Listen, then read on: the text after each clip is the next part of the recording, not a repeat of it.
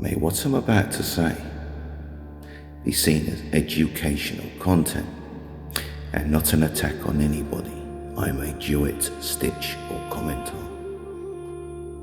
So, I have been talking about bugle blowers for years, particularly white women who want to ram down our throats that there should be this matriarchal, beer-loving society who we should all live by, and we should have them as our leaders.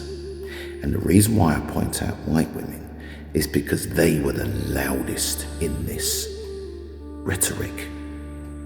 What if I was to tell you that they were prominent in the slave trade and they were slave owners and used to brutally beat women and children who were black and help manage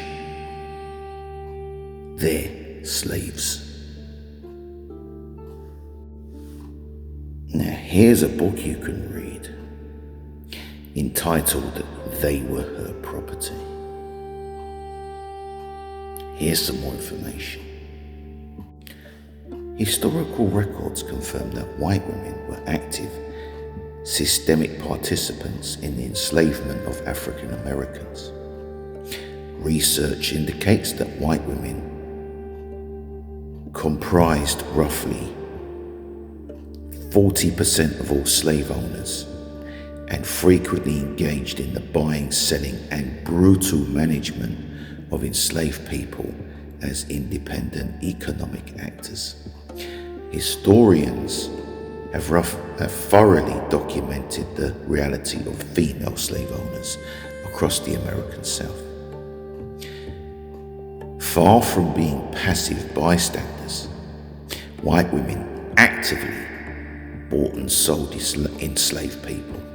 Records show that white women engaged in nearly 1/3 of all slave transactions in the New Orleans market between 1856 and 1861. So it's no surprise that you were the ones who were loud and proud in saying no to Kamala Harris and yes to Jill Stein. And I have uncovered historical events which takes this back to the suffragettes with the same mindset. Your cognitive dissonance to not talking about Dr. James Marion Sims and the women and children who were brutalized by him, and sat back when he was called the father of gynecology.